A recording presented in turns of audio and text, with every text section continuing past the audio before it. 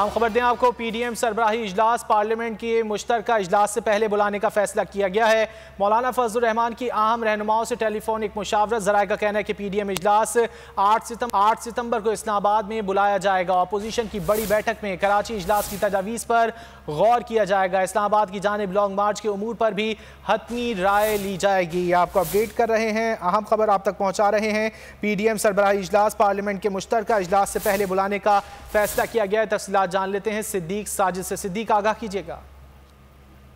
PDM के सरबराह मौलाना फजल और शहबाज शरीफ समेत मुख्तलिफ रहनुमाओं से टेलीफोनिक मुशावरत के बाद ये फैसला किया है कि पार्लियामेंट के मुश्तरका इजलास से पहले पीडीएम का सरबराही इजलास इस्लामाबाद में बुलाया जाएगा। इस हवाले से 8 सितंबर की तजवीज़ तारीख जो है वो रखी गई है और जराये का कहना है कि अपोजिशन की इस बड़ी बैठक में कराची में होने वाले इजलास की तजावीज़ पर भी गौर किया जाएगा और इस्लामाबाद की जानिब लॉन्ग मार्च के अमूर पर भी हतमी राय ली जाएगी। पार्लियामेंट के मुश्तरका इजलास में अपोजिशन सख्त एहतजाज की जाएगी और पीडीएम का हुकूमत को हर महाज पर टफ टाइम देने का जो फैसला ये भी अफगानिस्तान की हालिया सूरत और अपोजिशन की मुतफ़िका हिकमत अमली पर भी गौर व खौज किया जाएगा। जी, पीडीएम इजलास 8 सितंबर को इस्लामाबाद में बुलाया जाएगा।